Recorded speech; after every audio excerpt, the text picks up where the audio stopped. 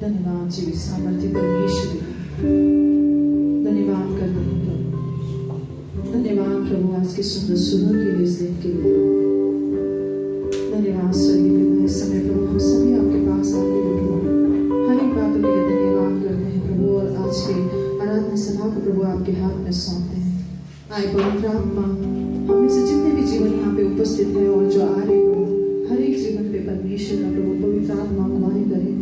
आज जब हम गीतों को गाते हैं परमेश्वर, स्वर्गीय पिता आत्मा और सच्चाई से गाने में परमेश्वर पिता आज हम सभी की मदद करेंगे। धन्यवाद जीवित सामर्थ्य पिता, सारी बातों में प्रभु आपको महिमा मिले, यीशु के नाम से प्रार्थना करते हैं, आमीन।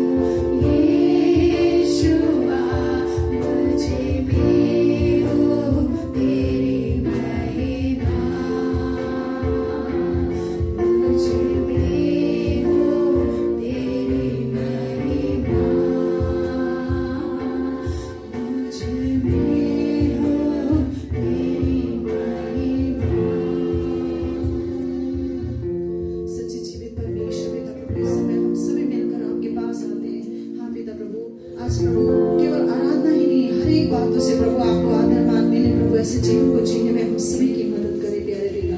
धन्यवाद जी सामर्थ्य पिता, आगे की आराधना को प्रभु आपके हाथ में सौंपते हुए धन्यवाद के साथ ये सारी प्रार्थना हम मिलकर यीशु के नाम से मांगते हैं, आमीन। आइए हम सब मिलकर तालियों के साथ परमेश्वर की आराधना करेंगे। प्रभु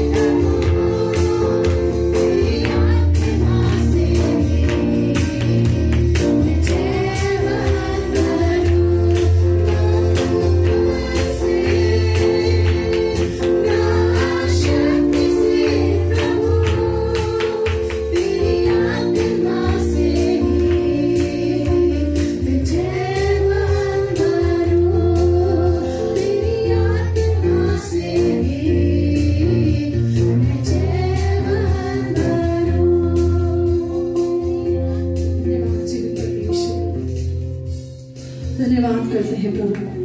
हाँ पवित्र आत्मा परमेश्वर इस समय प्रभु यहाँ पे जितने भी प्रभु भाई बहन उपस्थित है, हर एक जीवन पे प्रभु अपने आत्मा परमेश्वर को लेला जाए। आए पवित्र आत्मा परमेश्वर सहायता करे परमेश्वर। धन्यवाद जीवन परमेश्वर, धन्यवाद करते हैं, धन्यवाद प्रभु, धन्यवाद, धन्यवाद।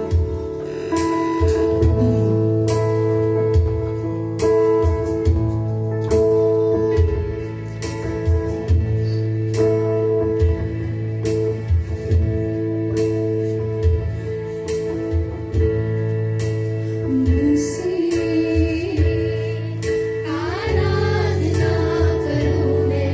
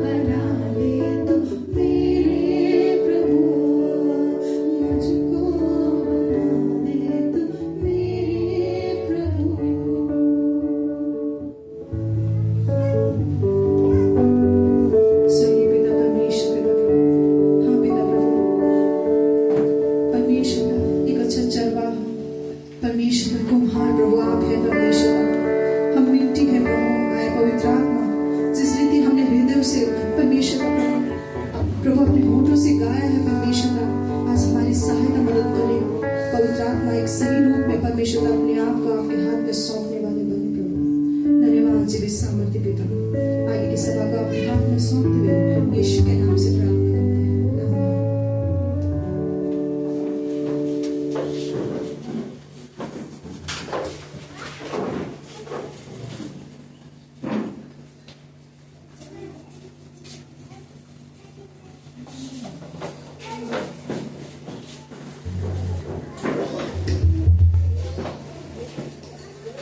Praise the Lord. Praise the Lord. जय मसीह की आप सभी को। आइए इस समय, इससे पहले कि हम परमेश्वर के वचन में जाएं, आज हम परमेश्वर की उपस्थिति में अपने मनों को तैयार करेंगे और प्रार्थना करेंगे। परमेश्वर की सहायता मांगते हुए अपने जीवनों को परमेश्वर के हाथ में सौंपेंगे। ये हमारे स्वर्गीय पिता प्रभु, धन्यवाद करते हैं इस सुंदर समय के लिए। धन्यवाद करते हैं आपकी उपस्थिति के लिए प्रभु, जो अद्भुत तरीके से हमारे बीच में है परमेश्वर। धन्यवाद करते हैं प्रभु आपके अभिषेक के लिए प्रभु, जो जुओं को तोड़ने वाला, जो बंधनों को तोड़ने वाला, जो हर एक गढ़ों को तोड़ने वाला प्रभु आपका अभिषेक है, उसके लिए धन्यवाद करते हैं। आज यीशु मसीह के नाम से प्रभु अपने जीवनों को आपके हाथ में सौंपते हैं। आज आपकी उपस्थिति में प्रभु हमारे मनों को तैयार किए जाने के लिए प्रार्थना करते हैं परमेश्वर।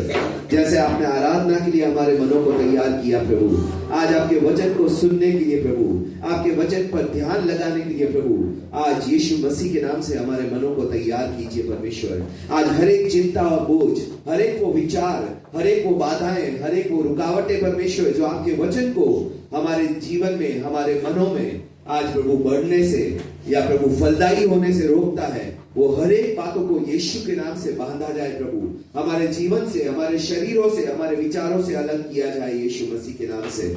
ताकि प्रार्थना करते हैं परमेश्वर कि आपका वचन हमारे जीवनों में प्रभु, हमारे मनों में प्रभु, जैसे अच्छी भूमि एक बीज को ग्रहण करती है, आज प्रभु हम अच्छे मन से आपके वचन को ग्रहण करने वाले बन सके।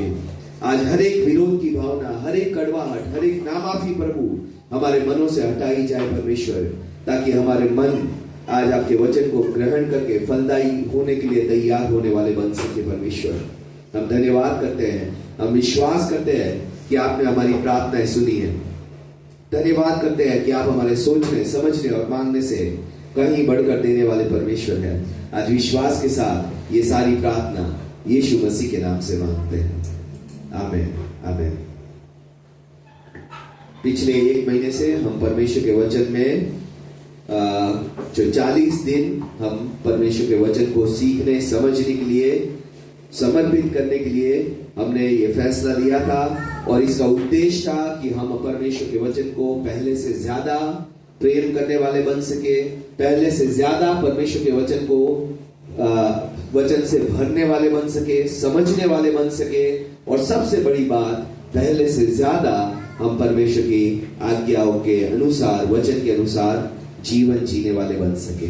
और इसमें हम काफी बातें देख चुके हैं। जो हमने पहला तरीका देखा था परमेश्वर के वचन को पढ़ने के लिए, वो था जोर से बोलकर या ऊंची आवाज से परमेश्वर के वचन की घोषणा करना। दूसरा तरीका जो हम पिछले हफ्ते देख चुके हैं कि हमें उसके चरित्रों में जाकर अपने आप को उस चरित्र के समान सोचने के लिए और समझने के लिए, उस चरित्र की परिस्थिति और सीखने के लिए अपने आप को समर्पित करना है। और ये दोनों बातें हम देख चुके हैं। अगर आप आज आए हैं या पिछले हफ्ते नहीं आए थे, तो आप पिछले हफ्तों की YouTube रिकॉर्डिंग या Facebook के द्वारा इस वचनों को देख सकते हैं। और आज जो हम देखने जा रहे हैं वो तीसरा तरीका होगा परमेश्वर के वचन का। लेकिन इससे पहले कि हम तीसरे तरीकों को सीखने जाएं, आज कई बातों को हम वचन से समझना चाहते हैं। अगर हम सिर्फ वचन को सीखना, समझना चाहते हैं और उसको जीवन में नहीं उतारना चाहते हैं, तो ये बहुत ही खतरनाक चुनाव है, बहुत ही डेंजरस चुनाव है जहां पे हम अपने आप को ले जा रहे हैं। क्योंकि आज ज्यादातर मसीही लोग परमेश्वर के वचन को सीखना चाहते हैं, समझना चाहते हैं, सिखाना चाहते हैं, दूसरों से मनवाना चाहते हैं, लेकिन खुद नहीं मानना चाहते।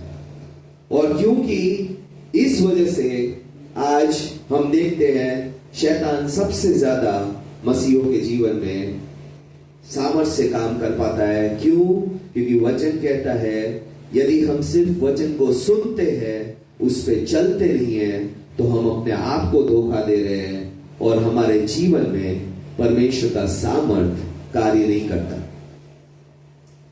यूहन्ना 1 अध्याय 1 वचन कहता है परमेश्वर आदि में वचन था, वचन परमेश्वर था, वचन ही परमेश्वर के साथ था और वचन ही परमेश्वर था। और अगर हम चाहते हैं कि हमें परमेश्वर चाहिए, बिना वचन के पढ़े, बिना वचन के समझे और बिना वचन के आज्ञा पे चले, तो ये नहीं हो सकता। कई मसीह लोग परमेश्वर की सामर्थ के भूखे होते हैं, कई मसीह लोग परमेश्वर के आशीषों के भूखे होते हैं, कई परमेश्वर के लोग परमेश्वर के दान वरदानों के भूखे होते हैं, लेकिन परमेश्वर के वचन के भूख और प्यास उनके जीवन में नहीं देखने मिलती। और आज हमें यह समझना है कि अगर हम परमेश्वर से कुछ भी चाहते हैं और वचन से अलग चाहते हैं, तो हमें नहीं मिल सकता। क्योंकि वचन कहता है आदि में वचन था, वचन परमेश्वर के साथ था, वचन ही परमेश्वर था। आपको परमेश्वर का सामर्थ चाहिए, वचन के द्वारा मिलेगा। आपको परमेश्वर के दान वरदान चाहिए, बिना वचन के नहीं मिल सकते। आपको परमेश्वर की आशीषें चाहिए, बिना वचन के नहीं मिल सकते। और इसलिए अगर अभी तक हमने अपने आप को धोखे में रखा है, मैं वचन का ज्ञान रखकर परमेश्वर की सामर्थ प्राप्त करूंगा, परमेश्वर की आशीष प्राप्त करूंगा, परमेश्वर से चंगाई प्राप्त करूंगा, परमेश्वर से ये मांगूंगा मिल जाएगा, वो मांगूंगा मिल जाएगा, तो आप अपने आप को धोखा दे रहे हैं, किसी और को नहीं। क्योंकि आप सोच रहे हैं परमेश्वर वचन से अलग काम करता है। आप सोच रहे हैं परमेश्वर मुझे बिना वचन के चले ये सब दे देगा। और आज इसीलिए अगर हमारी कोई भी ऐसी इच्छा है जो परमेश्वर के वचन को माने बगैर हम परमेश्वर से चाहते हैं, तो आज मैं आपको निराश करते हुए कहना चाहूंगा इट इज इम्पॉसिबल। परमेश्वर ये नहीं करेगा। यीशु की सबसे मुश्किल शिक्षा चेलों को कौन सी लगी? जब यीशु ने कहा तुम्हें मेरा मांस खाना पड़ेगा, तुम्हें मेरा लहू पीना पड़ेगा। 5000 लोग चेले यीशु को छोड़ के चले गए। उनको समझ में ही नहीं आई कि परमेश्वर वचन है, और जब तक हम वचन से अपनी आत्मिक भूख नहीं मिटाएंगे, हम परमेश्वर में नहीं बढ़ सकते, हम परमेश्वर से कुछ प्राप्त नहीं कर सकते। और आज सबसे ज्यादा संघर्ष मसीह जीवनों का यही है, और सबसे बड़ा चैलेंज भी यही है कि वचन को पढ़कर, सुनकर, समझकर उसके अनुसार चलना। और इसमें सबसे मुश्किल बात है वचन के अनुसार चलना। अविश्वासी भी पढ़कर समझ लेता है परमेश्वर का वचन क्या कहता है, उसका अनुवाद भी कर लेता है, उसका इंटरप्रिटेशन कर लेता है, उसकी गूढ़ बातों को भी जान लेता है, लेकिन जब तक वो चलना नहीं चाहता, तब तक उसके जीवन में कोई लाभ नहीं। परमेश्वर का वचन कहता है तुम मानते हो परमेश्वर एक है, शैतान भी मानता है और वो तो कांपता भी। मैंने आज तक मसीह लोगों को परमेश्वर एक है या परमेश्वर सच्चा और जीवित परमेश्वर है उसके डर से कांपते हुए नहीं देखा, लेकिन फिर भी उसका उद्धार नहीं हो सकता। क्यों? क्योंकि वो मानना नहीं चाहते, परमेश्वर के अधिकार में अपने आप को सौंपना नहीं चाहते, परमेश्वर के वचन के अनुसार, परमेश्वर की इच्छा के अनुसार चलना नहीं चाहते।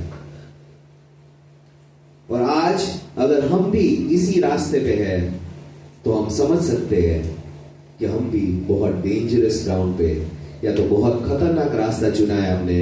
सिर्फ परमेश्वर को जान लो, परमेश्वर की गूढ़ बातें समझ लो, परमेश्वर के सीक्रेट्स जान लो, या परमेश्वर की आशीषें ले लो, परमेश्वर से चंगाई ले लो, परमेश्वर से सुरक्षा ले लो, और वचन की आज्ञा पालन को टालते जाओ।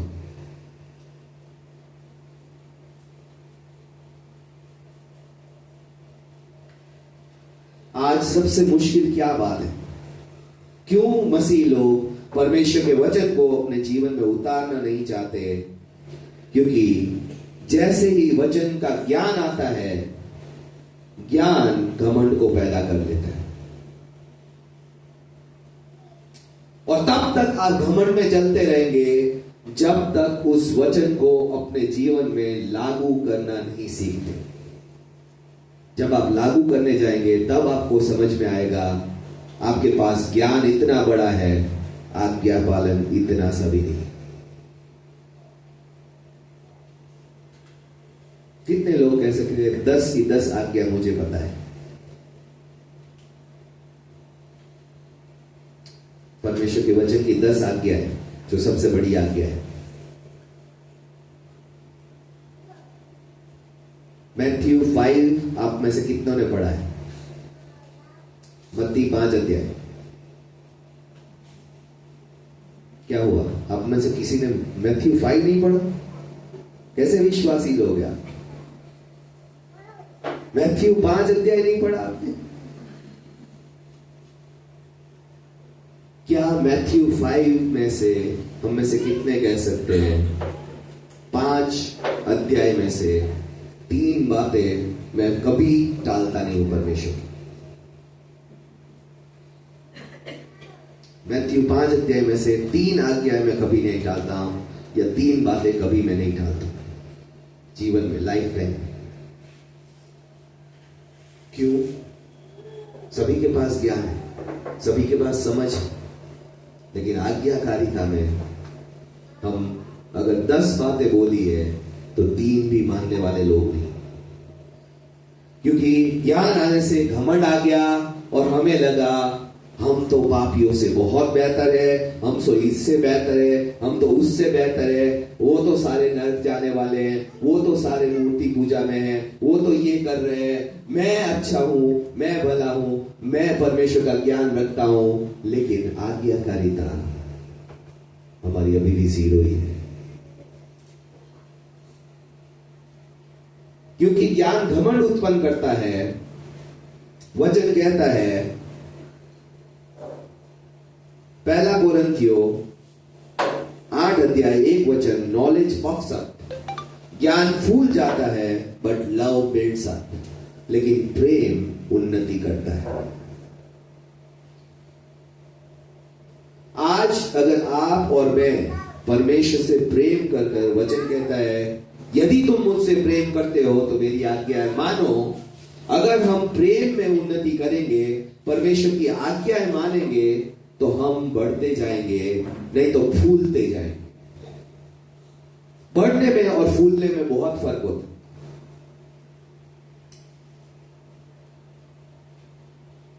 जब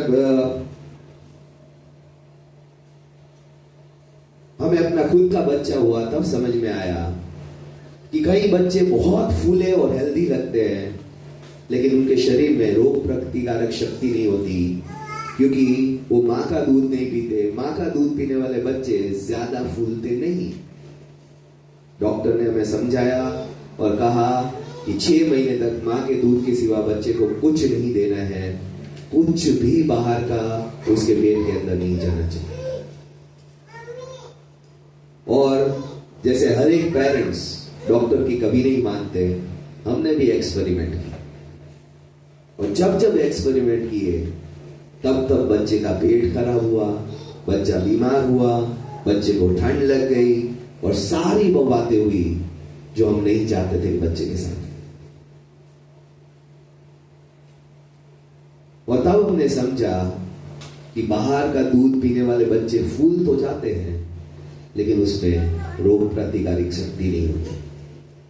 जबकि माँ का दूध पीने वाला बच्चा शायद फूला ना दिखे, लेकिन वो बिल्डअप स्ट्रॉन्ग होता है। उसका मजबूत बनावट होगी। आज ज्ञान भी वही करता है, हमें फुला देता है और सालों को हम लगते हैं बहुत मजबूत विश्वासी, ये कभी नहीं डिगेगा। लेकिन जिसमें वचन कहता है, वचन का दूध के सिवाय जो जो बातें अंदर गई है वो आपके मसीह जीवन को कमजोरी करेगी। जब मैं पहले मसीह विश्वास में आया, मेरे पास्टर कहा करते थे 1 साल तक बाइबल को छोड़कर कुछ नहीं पढ़ना। और जब पास्टर सख्ती करते हैं, किसी विश्वासी को अच्छा नहीं लगता। क्यों नहीं कर सकते? सारी आत्मिक बातें हैं, सारी बातें आत्मिक है, सारी किताबें आत्मिक है, ये मैं पढ़ूंगा, वो मैं पढ़ूंगा, ये कर लूंगा, वो कर लूंगा, और आत्मिक रूप से हम कमजोर रह जाते हैं, क्योंकि हम मनुष्य की बातों को परमेश्वर की बातों से ज्यादा स्थान देने लगते हैं। और कई बार मेरी लाइफ में ऐसा मौका आया जब मैं वचन चूक जाता था, लेकिन किताबें पढ़ना नहीं चूकता था। आज कई मसीह ऐसे हो सकते हैं, अखबार पढ़ लेंगे, फेसबुक पे पूरी सब पढ़ लेंगे पोस्ट, बाइबल नहीं पढ़ पाता। मनुष्य की सारी बातें पढ़ लेंगे, लेकिन परमेश्वर की बातें नहीं पढ़ पाते। और फिर कहते हैं, पास्टर जी मेरे जीवन में तो शैतान के बहुत काम। मैं फिर से याद दिलाऊंगा जो कोरियन प्रचारक ने कहा था कि शैतान के सामने हम मुर्गियों के समान हैं, और जब चाहे वो जिसे चाहे भगाता रहता है। लेकिन परमेश्वर ने इस मुर्गी को मुंह में बंदूक दी है, और हर रोज उस मुर्गी को उस बंदूक में गोलियां भरनी।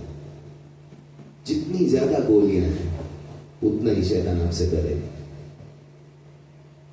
और आज मैं फिर से मसीह जीवन को वहीं पे लाके खड़ा करना चाहता हूं।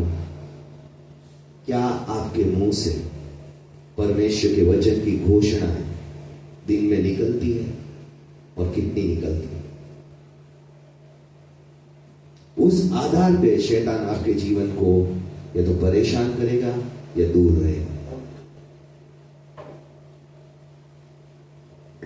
ये मत सोचिए कि आप बहुत आत्मिक हो गए, शैतान आपको अभी छू भी नहीं सकता, क्योंकि उसने यीशु मसीह को भी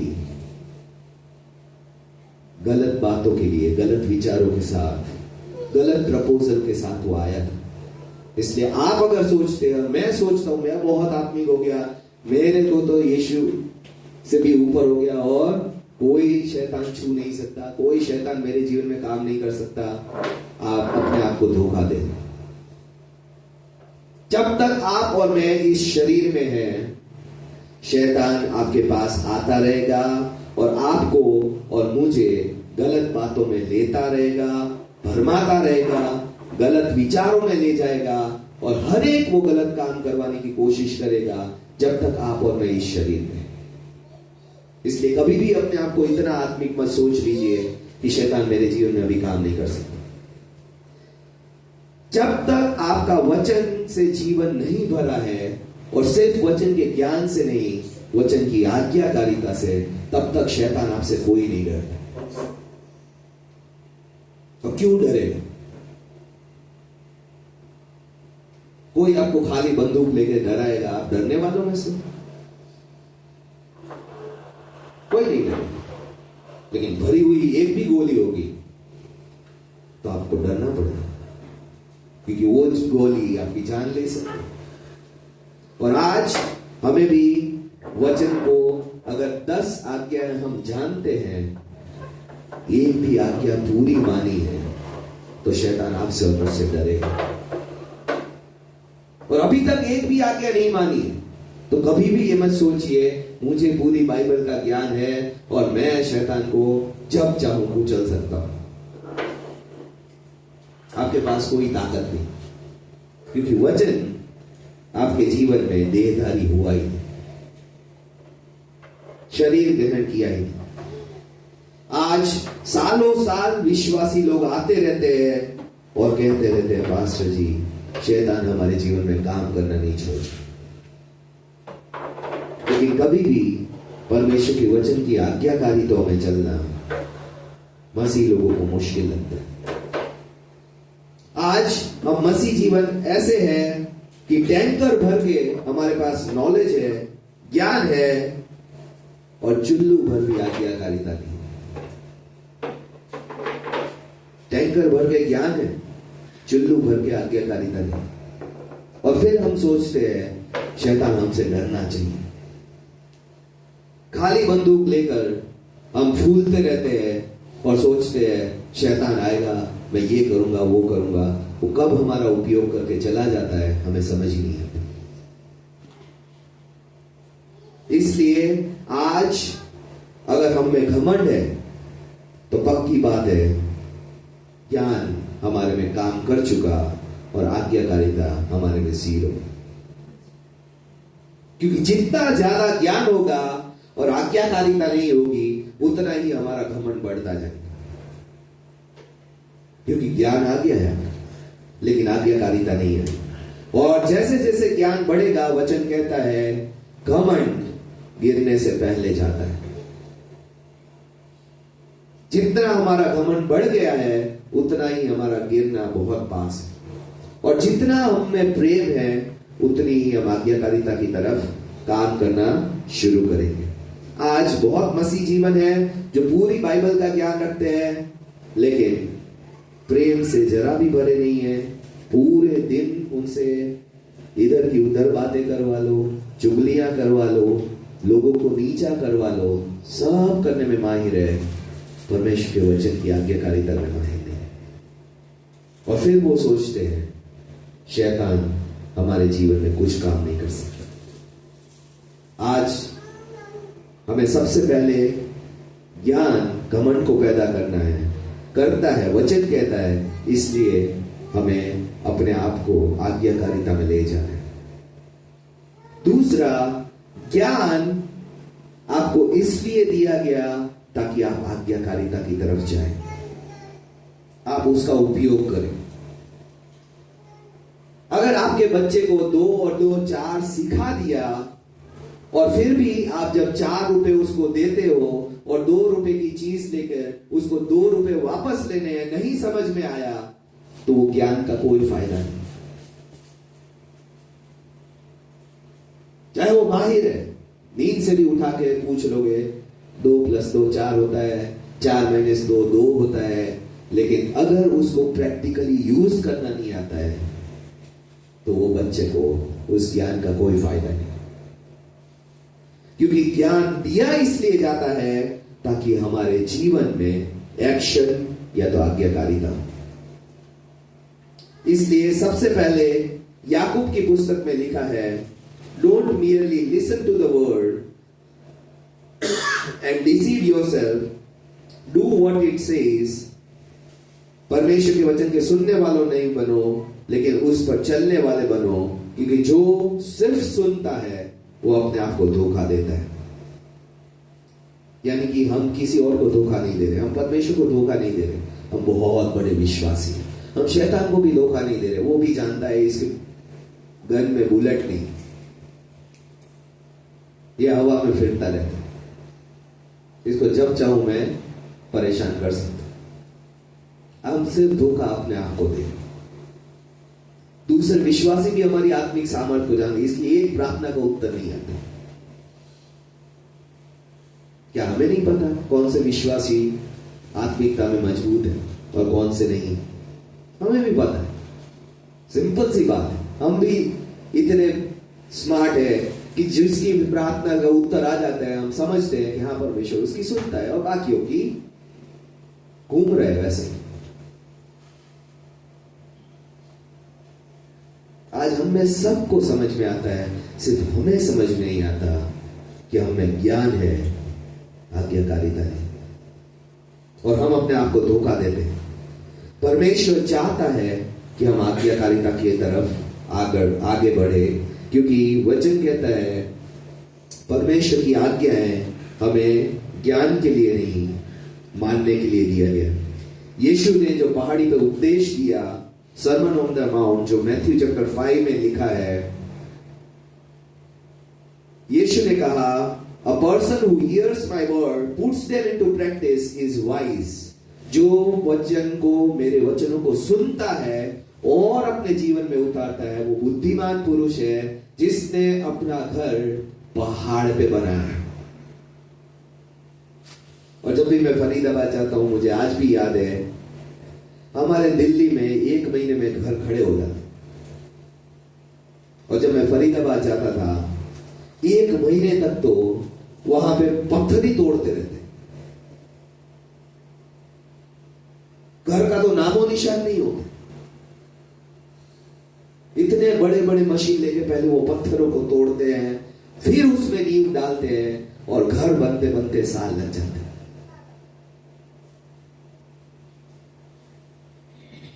लेकिन जब भूकंप आता है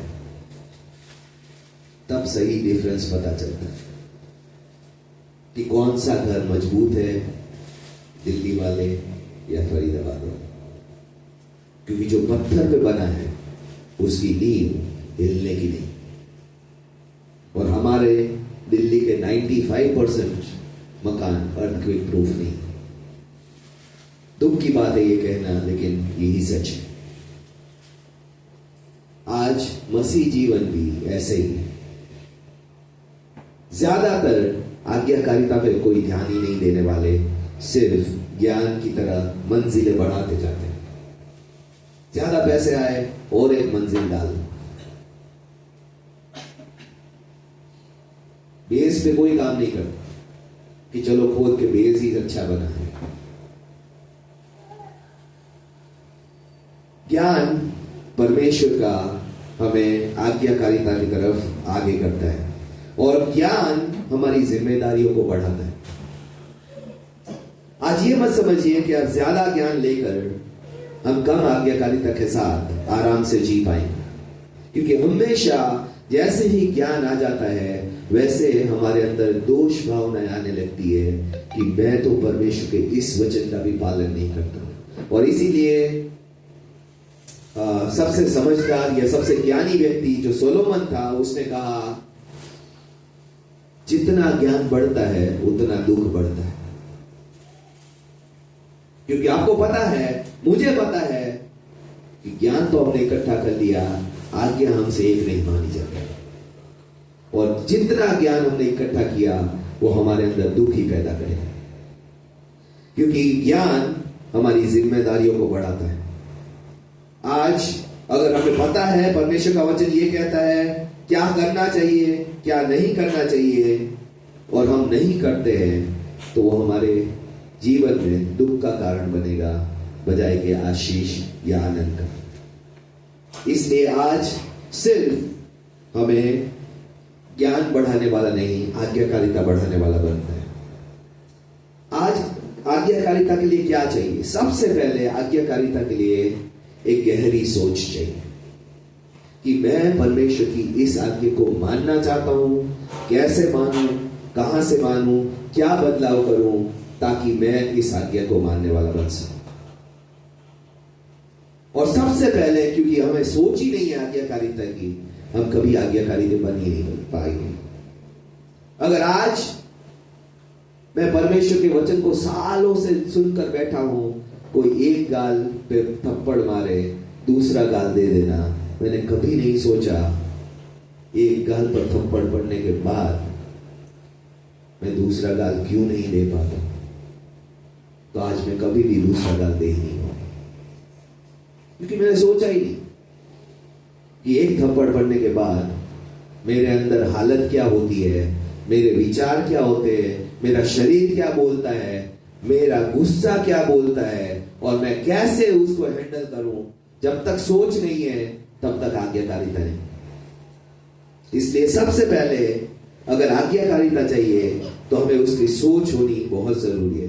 दूसरी बात, आज्ञाकारिता का ना होना, शैतान जैसे ही आप आज्ञा मानने पे मन लगाओगे वैसे आपका सामना करना लगेगा। तब तक वो शायद कुछ ना बोले, आपको ज्ञान में बढ़ने देगा, आपको घमंड में बढ़ने देगा, आपको हर एक बात में बढ़ने देगा। लेकिन जब आप कहोगे कि आज से मैं ये आज्ञा को पूरा मानना चाहता हूं, तब से वो आपके विरोध में हर एक ओपोजिशन लाने लगेगा, हर एक उस बात को लाने लगेगा जिससे कि आप आज्ञा ना माने।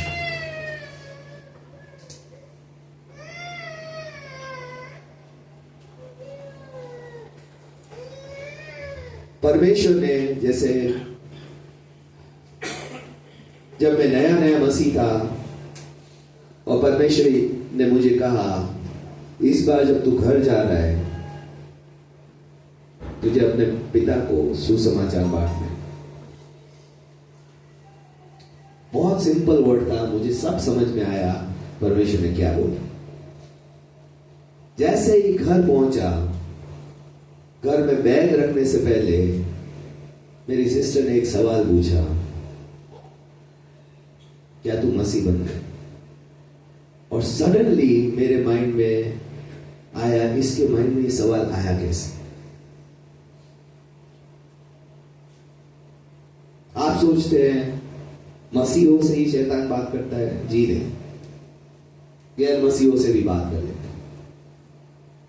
जब पता चलता है कि आज्ञा मानने वाला है तो गैर मसीहों से भी बात करेगा, और जितने ओपोजिशन खड़े कर पाएगा वो खड़ा करेगा। क्यों?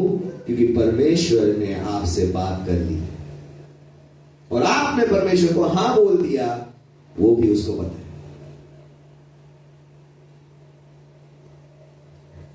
और एक दिन गया, 2 दिन गए, तीसरे दिन गया, चौथे दिन मुझे निकलना था। परमेश्वर ने बोलना, तूने हां बोला था मुझे। और मुझे पता है परमेश्वर को मैंने हां बोला था, लेकिन उन 4 दिनों में एक भी मौका शैतान ने नहीं छोड़ा किसी भी सदस्य को मेरे विरोध में, उसने किसी के माइंड में ना डाला। और तब मुझे समझ में आ गया, परमेश्वर को हां कहने के बाद आपका सही बैटल शुरू होता है, सही संघर्ष शुरू होता है। जब शैतान लोगों को आपके विरोध में खड़ा करने लगता है, और तब आपको समझ में आता है, हां बोलना तो बड़ा आसान था, लेकिन अभी उस आज्ञा को मानना उतना ही मुश्किल है।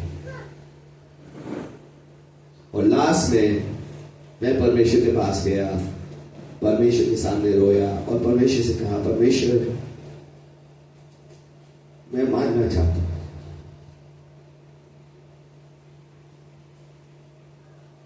फिर से मैं मानना चाहता हूं, लेकिन मैं तेरे बगैर ये नहीं मान पाऊंगा, ये भी मैं समझ गया। और परमेश्वर से मैंने कहा, क्योंकि मैं शॉर्ट टेम्पर्ड व्यक्ति हूं, शॉर्ट टेम्पर्ड का मतलब जल्दी से गुस्सा करने वाला व्यक्ति हूं, मैं बोलकर अपने पापा से गॉस्पेल शेयर नहीं करूं, लिख कर करूं। परमेश्वर बोला, you are allowed to do that, तू लिख कर कर, लेकिन तू इस बार गॉस्पेल शेयर किए बगैर नहीं जाएगा। और जैसे ही मैंने लिखा, उसके बाद फिर से मेरे फैमिली में टॉपिक चला और मेरे पापा ने बोला कि अगर कभी तूने मसीह बनने का सोचा तो भूल जाना तेरा कोई परिवार है और हम भूल जाएंगे हमारा कोई बेटा है। बहुत स्ट्रॉन्ग वर्ड्स। और मैंने वो लेटर अपने पापा के हाथ में ना देकर उनके पिल्लों के नीचे रखा, और जब मेरे पापा मुझे ट्रेन में छोड़ने आए, मैंने बोला, मैंने आपके लिए एक लेटर रखा है, वो पढ़ना और मुझे उसका जवाब चाहिए।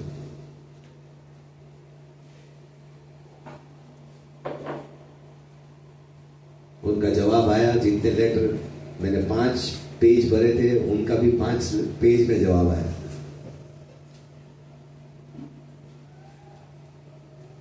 लेकिन मैं खुश था कि मैंने परमेश्वर की आज्ञाकारिता का चुनाव किया। क्या मेरे पापा वो कर पाए जो उन्होंने बोला कि तू भूल जाना, तेरा कोई परिवार है, हम भूल जाएंगे, हमारा कोई बेटा है, वो नहीं कर पाए। लेकिन मैं वो कर पाया जो मैंने परमेश्वर को कहा था। आज आप और मैं जब आज्ञा पालन के लिए हां बोलेंगे, तब से आपकी और मेरी बैटल की शुरुआत होगी। तब से आप समझोगे कि आज्ञाकारिता कितनी मुश्किल है। अभी तक आपका लाइफ आसान है तो आपने किसी बात के लिए हां बोली ही नहीं, सच में दिल से, कि परमेश्वर मैं तेरी ये बात मानूंगा। क्योंकि आसान लाइफ दिखाता है, शैतान को आपकी लाइफ में कोई इंटरेस्ट नहीं। आप बढ़ते जाओ, फूलते जाओ, उसको कोई फर्क नहीं पड़ता। उसको पता है घमंड को उसने नहीं छोड़ा है, शैतान को नहीं छोड़ा, तो तुझे क्या छोड़ेगा। उसको ये पता है अपने आप ही गिरेगा, जाने देता है वो ऐसे मसीह, क्योंकि वो घमंडी उसको ले गिरेगा। शैतान घमंडी मसीहों में काम नहीं करता, क्योंकि घमंडी इतना बड़ा काम कर लेता है कि वो मसीह जीवन से भी भटका के चला जाएगा। आज शैतान उन जीवनों में काम करने की या लड़ाई करने की सोचता है जो आज्ञाकारिता पे फोकस होता है। फिर हम क्यों लड़े और क्यों आज्ञाकारिता में बने?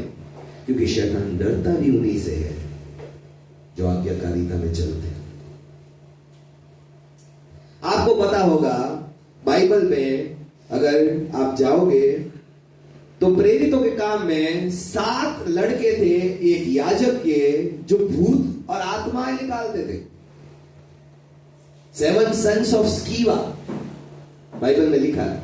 स्कीवा नाम के याजक के 7 बेटे थे, और वो भूत कैसे निकालते थे, वो दुष्ट आत्मा को कैसे निकालते थे?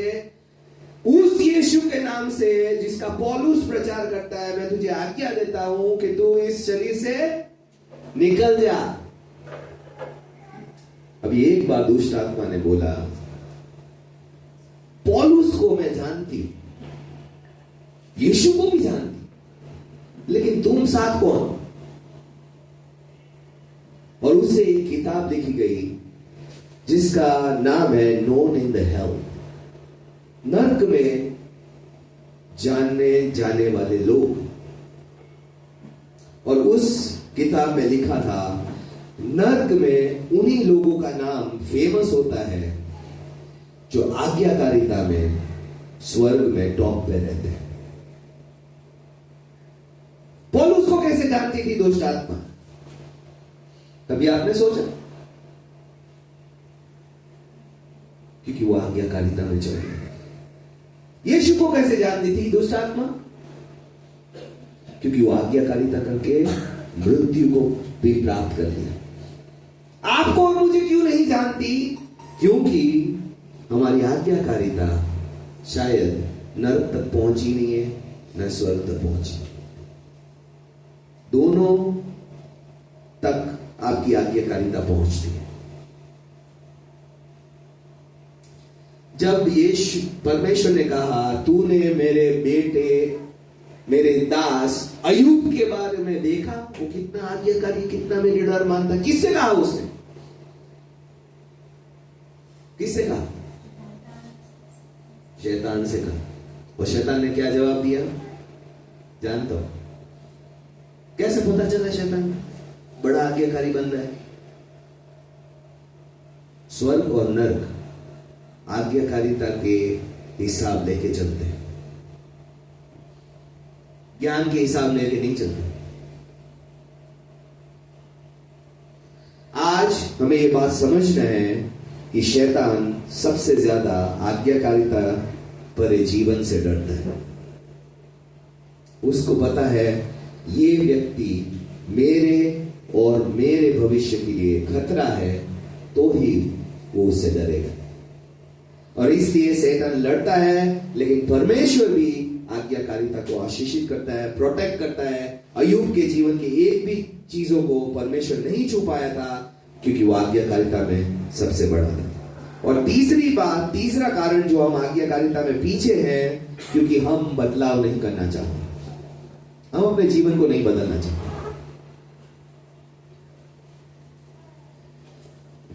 आज्ञाकारिता में पीछे हैं क्योंकि हम आज्ञाकारिता के बारे में सोचते नहीं है। हम आज्ञाकारिता में पीछे हैं क्योंकि शैतान आज्ञाकारिता को सबसे विरोध करता है। तीसरा आज्ञाकारिता में पीछे होने का रीजन है हम बदलाव नहीं चाहते। We resist change. बदलाव हम सब लड़ते हैं, कुछ भी बदलाव नहीं चाहिए। लाइफ सेट है और सेट ही रहनी चाहिए। नौकरी बदलनी है, हमारा जीवन उथल पुथल हो जाता है। कैरियर बदलना है, हमारा जीवन उथल पुथल। घर बदलना है, हमारा जीवन उथल पुथल हो जाता है। क्यों? क्योंकि हमारा स्वभाव है जहां बैठे हो वहीं बैठे रहो जीवन भर।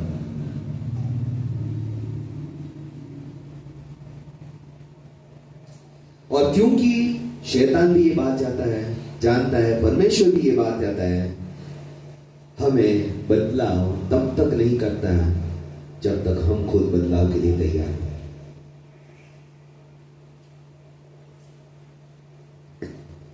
मुझे नहीं पता आपके जीवन में आपने कितने बड़े बड़े बदलाव किए।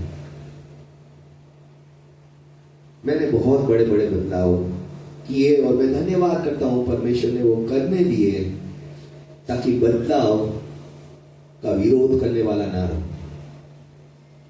मैंने 12th तक गुजराती मीडियम में स्टडी की और कॉलेज में मैंने इंग्लिश मीडियम में एडमिशन लिया। पहले 6 महीने आप जैसे दूसरी ही दुनिया में आ गए हो, एक एलियन हो, आपको कोई पहचानता ही नहीं है, आप कुछ हो ही नहीं, आपको ऐसा एहसास हो।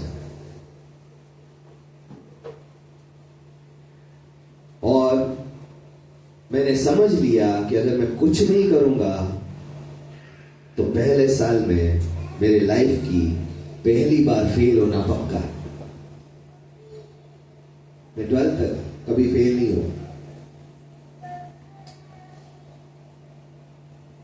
और मैंने तब से बदलाव शुरू किया। मैंने अपना पढ़ना इंग्लिश किया, सुनना इंग्लिश किया, देखना इंग्लिश किया, सोचना इंग्लिश किया और बोलना इंग्लिश किया।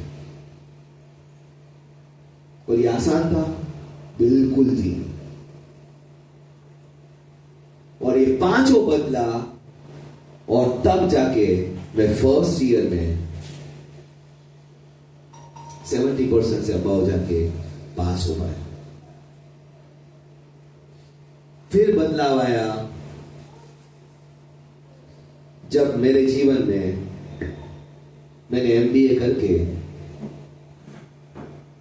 नौकरी करने का चुनाव किया और मुझे जो नौकरी मिली वो मार्केटिंग की ना मिलकर प्रोजेक्ट मैनेजर की मिली। और आप में से अगर पता है किसी को कि आपने पढ़ा कुछ और है और नौकरी कुछ और कर रहे हो तो आपके अंदर हमेशा होता है ये नौकरी में नहीं कर रहा,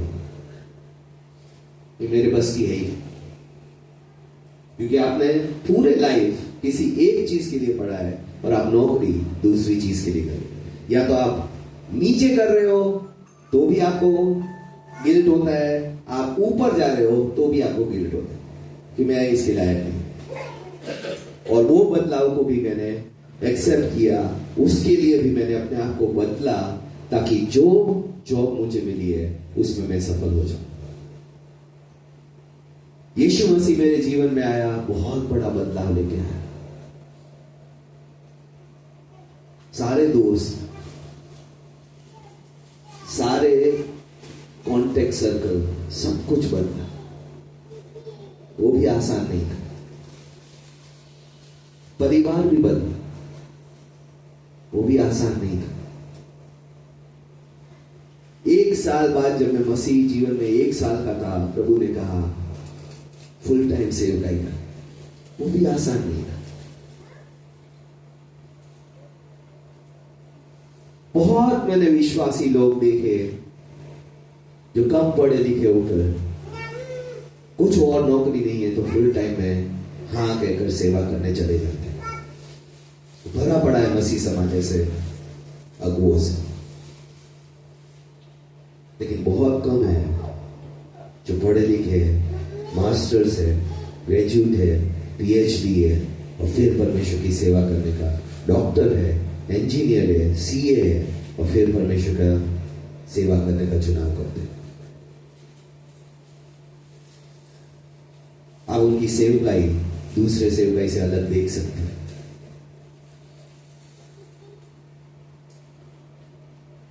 उस बदलाव को भी करना आसान नहीं था, क्योंकि आपने कभी भी मसीह होने के लिए ना तो आप मसीह परिवार में पैदा हुए थे, मसीह के रीति रिवाज क्या होते हैं, मसीह की बातें क्या होती है, क्या मसीह की तरीके होते हैं, मैं कुछ भी नहीं जानता था। और परमेश्वर ने 1 साल बाद फुल टाइम में कॉलिंग किया, मैंने बदलाव किया। परमेश्वर ने, मैंने 2001 में सेवकाई शुरू की, 2003 में परमेश्वर ने मुझे मलेशिया भेजा, देश बदल दिया, 6 महीने में वहां रहा। बहुत मुश्किल था, फूड एडजस्ट करना, एनवायरनमेंट एडजस्ट करना, सब कुछ।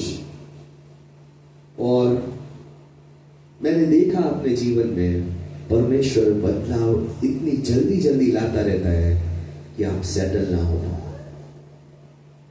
अगर परमेश्वर आपको वहां तक ले जाना चाहता है जहां तक उसकी योजना है, इसलिए मैं आज कह पा रहा हूं, अगर बदलाव जल्दी जल्दी आ रहे हैं, it is good for you, अच्छा है आपके लिए। और आप एक जगह सेट हो गए हो, संसार इधर का उधर हो जाए, मैं तो यही रहूंगा, यही जीऊंगा, यही नौकरी करूंगा, यही खाऊंगा, यही पीऊंगा और यही मरूंगा, तो आपका कुछ नहीं हो सकता। आपकी डेस्टिनी वही रहेगी। आज परमेश्वर बदलाव करता है क्योंकि हम परफेक्ट नहीं है, और परमेश्वर हमें सिद्धता की ओर ले जाना चाहता है। आप कोई भी विश्वासी उठाकर देख लो, परमेश्वर ने जिसको चुना उसके जीवन में बदलाव ना लाया हो, ऐसा कोई एक विश्वासी नहीं मिलेगा। और हम सोचते हैं परमेश्वर कुछ ना बदले, कुछ ना करे, जैसा मैं चल रहा हूं चलने दे, तो वो गूंगा परमेश्वर नहीं। आपने गलत परमेश्वर को चुना। जैसे बोलते ना, आपने रॉन्ग नंबर डायल किया। अगर परमेश्वर आपके जीवन में बदलाव नहीं ला रहा है, मोस्ट प्रोबेबली आप उस परमेश्वर को खो चुके। पूरा चांसेस है आप परमेश्वर को पीछे छोड़ाए और आप कहीं और भटक गए, क्योंकि बदलाव के बगैर परमेश्वर के साथ आप चल ही नहीं सकते। और क्योंकि आज्ञाकारिता बदलाव है, परमेश्वर हमेशा आज्ञाकारिता चाहता है। और हर एक विश्वासी और अविश्वासी दोनों लड़ते हैं, फाइट करते हैं परमेश्वर से। क्यों ये बदलाव ला रहा है, क्यों यहां से यहां भेज रहा है, क्यों ये कर रहा है, क्यों मुझे यहां नहीं रहने दे रहा, क्यों मेरे जीवन में ये बदल रहा है, क्यों मेरे जीवन में ये बदल रहा है। आज स्पिरिचुअल मैच्योरिटी, आत्मिक बड़प्पन उसी में है कि परमेश्वर के साथ बदलते जाए।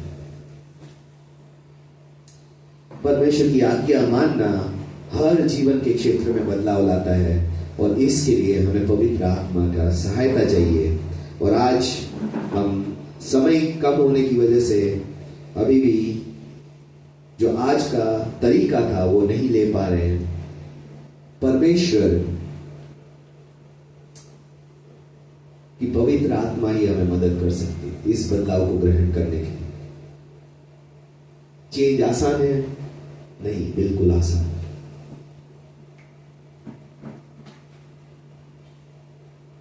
चेंज पॉसिबल है, परमेश्वर चाहता है इसलिए पॉसिबल है।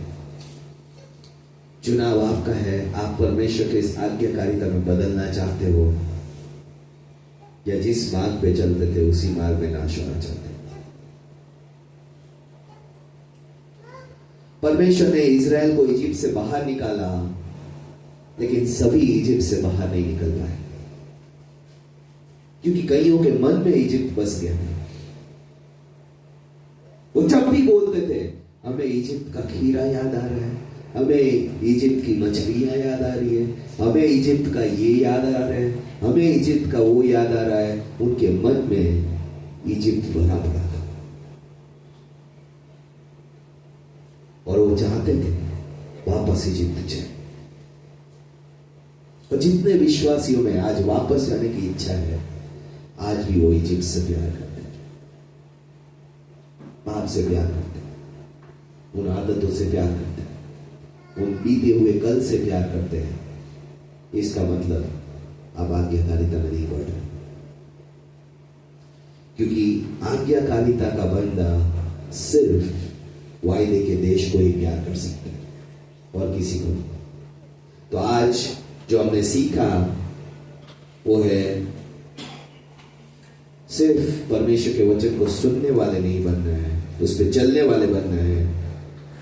प्रॉब्लम क्या है? अगर हम सिर्फ सुन लेंगे तो ज्ञान घमंड पैदा करेगा और घमंड हमें पाप में गिराएगा ही गिराएगा। ज्ञान इसीलिए दिया जाता है ताकि हम बदलाव लाएं और एक्शन दें। ज्ञान हमारी जिम्मेदारियों को बढ़ाता है। अगर जिम्मेदारियां नहीं बढ़ानी है तो हम ज्ञान की खोज में ना रहें। एप्लीकेशन करने में यानी कि आज्ञाकारिता में सबसे बड़ी प्रॉब्लम क्या है? हम आज्ञाकारिता की सोच नहीं रखते हैं। कैसे आज्ञाकारिता में मैं बढ़ूंगा, इसके बारे में सोच होना वो सबसे पहला कदम है। दूसरा, शैतान आपका विरोध करेगा, सामना करेगा जब सच में आप आज्ञाकारिता की ओर बढ़ेंगे।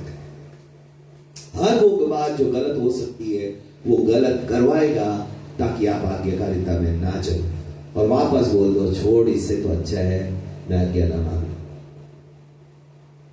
लेकिन शैतान डरता भी उन्हीं जीवनों से है जो आज्ञाकारिता में चलते हैं। और तीसरी बात, जो हम आज्ञाकारिता में नहीं चलना चाहते क्योंकि हम बदलाव नहीं चाहते। और अगर हम बदलना नहीं चाहेंगे तो इजिप्ट से बाहर आने के बाद भी विश्वासी लोग बिना वायदे के देश में रेगिस्तान में मरे और ज्यादातर मरे। पूरी एक पीढ़ी खत्म हो गई क्योंकि उन्होंने आज्ञाकारिता नहीं चाही, उन्होंने परमेश्वर की बात मानना नहीं चाही। और वो पीढ़ी और पुरानी पीढ़ी में से सिर्फ 2 लोग, योशू और केलेब, जो आज्ञा मानना चाहते थे, वही वायदे के देश में गए। 10 लाख में से 2 लोग वायदे के देश में पहुंच गए। इसका मतलब आप समझते? पासिंग रिजल्ट 0.0002% है। जो सच में आज्ञाकारिता के साथ वायदे के देश में पहुंचे। आज बहुत आपके साथ चल सकते हैं, मेरे साथ भी बहुत चले थे। कम से कम हम 20 जवान थे जिन्होंने परमेश्वर को एक साथ अपने जीवनों को सौंपा था। आज 20 में से हम 2 ही परमेश्वर की सेवकाई और आज्ञाकारिता में बचे हुए। मुश्किल है क्योंकि परमेश्वर को हर बार हाँ कहना है, आपको बाकी सबको ना कहना पड़ता है। लेकिन अगर आप करेंगे तभी आत्मिकता में बढ़ोतरी होगी। और इसके लिए हमें परमेश्वर की आज्ञा मानने की और पवित्र आत्मा की सहायता की जरूरत है।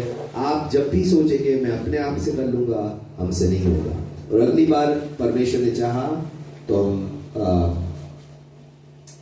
परमेश्वर के वचन से कैसे हम तीसरे तरीके से स्टडी करना सीखेंगे, वो हम परमेश्वर की इच्छा और योजना के अनुसार आगे तीसरा तरीका हम देखेंगे। आइए इस समय हम जो भी आज हमने परमेश्वर के वचन से देखा है उसके बारे में अपने मनों को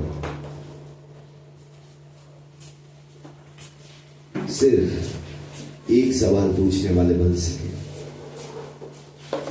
परमेश्वर का वचन कहता है,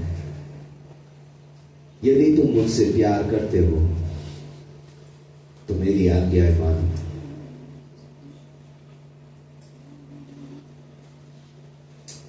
आज हम किसी और के न्यायी ना बनकर सिर्फ अपने जीवन का न्याय करने वाले बने। परमेश्वर,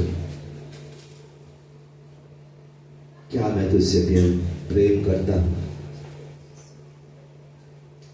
और क्या मेरे जीवन में आज्ञाकारिता का प्रमाण है कि मैं साबित कर सकता हूं मैं तुझसे प्रेम करता हूं, तेरे वचन का पालन करता हूं?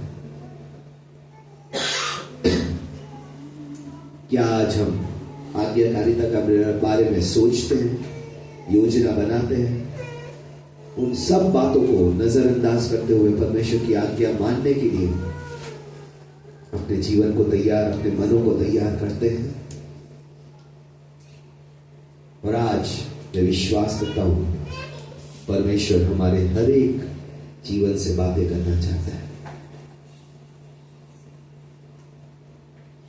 इफ यू लव मी ओबे माई कमांड्स, अगर तू मुझसे प्रेम करता है तो मेरे वचनों को, मेरी आज्ञाओं को मान।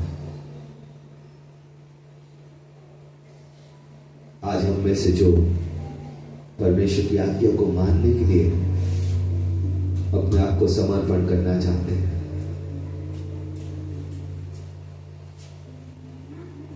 जो विचार करना चाहते हैं परमेश्वर मैं कैसे तेरी आज्ञाएं मानूं, क्या क्या रुकावटें हैं, क्या क्या बातों को ना कर मैं तेरी आज्ञाएं मानूंगा, आज शैतान का सामना करूंगा क्योंकि मैं आज्ञा मानना चाहता हूं। आज बदलाव को हाँ कहूंगा परमेश्वर, और एक जगह रुके रहने को ना कहूंगा परमेश्वर। आज अगर आप में से कोई भी जिससे परमेश्वर बात कर रहा है आज्ञाकारिता के बारे में और अपने जीवन को समर्पण करना चाहते हैं आज्ञाकारिता के लिए, तो इस समय अपने आप को परमेश्वर की उपस्थिति में समर्पित कर सकते हैं। अपने स्थानों पे खड़े होकर परमेश्वर को प्रार्थना के लिए, अपने आप परमेश्वर की सहायता के लिए, पवित्र आत्मा के अनुग्रह के लिए अपने स्थानों पे खड़े होकर कह सकते हैं परमेश्वर मैं आज्ञा मानना चाहता हूं। Thank you Jesus.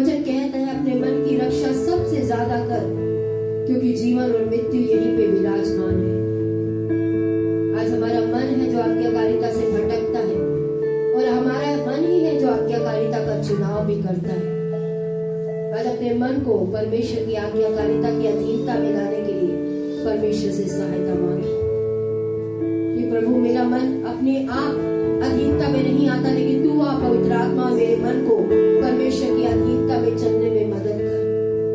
तूने कहा तू आत्मा सहायक देगा जो दुर्बलता में सहायता करेगा। तूने कहा जब पवित्र आत्मा आएगी तो मैं सामर्थ पाऊंगा और गवाही दूंगा प्रभु की मैंने तेरी आज्ञाओं का पालन भी किया है। प्रभु आज उस आत्मा की सहायता मुझे प्रदान कर जिससे मैं तेरी इच्छा को पूरा कर पाऊं। परमेश्वर जानता है हम कमजोर हैं, इसीलिए उसने कहा मैं तुम्हें अनाथ ना छोड़ूंगा, बल्कि वो सहायक दूंगा जो तुम्हारी सहायता करेगा। जब जब आपको आज्ञा पालन मुश्किल लगे परमेश्वर की आत्मा की सहायता मांगे, पवित्र आत्मा को बुलाइए कि पवित्र आत्मा हाँ मैं कमजोर हूँ लेकिन तू सामर्थी है।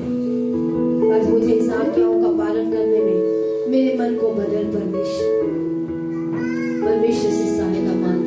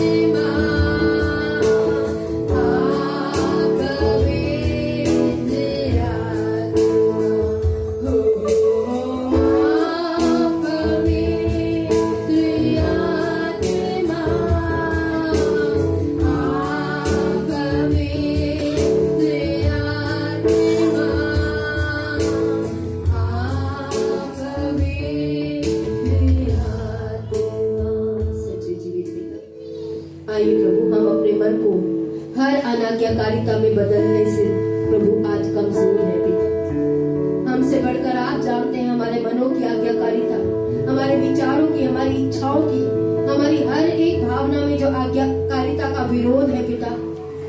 आज यीशु के नाम से विनती करते प्रभु, उस अनाज्ञाकारिता वाले मन को हटाइए मेरे पिता, और हमें वो आज्ञा मानने वाला मन जो आपने कहा कि आप पत्थर का हृदय निकाल कर हमें मांस का हृदय देंगे पिता। आज हम आपसे आज्ञाकारिता का हृदय मांगते हैं प्यारे पिता। हमें से हर एक को आज्ञा मानने वाला मन दीजिए पिता, और शैतान के हर उस झूठ से जो अनाज्ञाकारिता में बने रहने के लिए हमें विवश करती है पिता, आज यीशु के नाम से हम सभी को उस झूठ से स्वतंत्र करके आपकी जयवंत में, आपकी जय की उस योजना में बढ़ने में मदद कीजिए जिसके लिए आपने हमें चुना है मेरे पिता। धन्यवाद के साथ अपने अपने जीवनों को आपके अनुग्रह के हाथों में सौंपते हुए ये सारी प्रार्थना यीशु मसीह के नाम से मांगते हैं, आमीन। आप सब बैठ सकते हैं सभी को। एक बार फिर से विक्ट्री फैमिली सेंटर गलीसिया में आप सभी का जो ऑनलाइन के माध्यम से ऑफलाइन के माध्यम से उपस्थित है, आप सभी का स्वागत करते हैं। परमेश्वर आपको आप आशीष दे।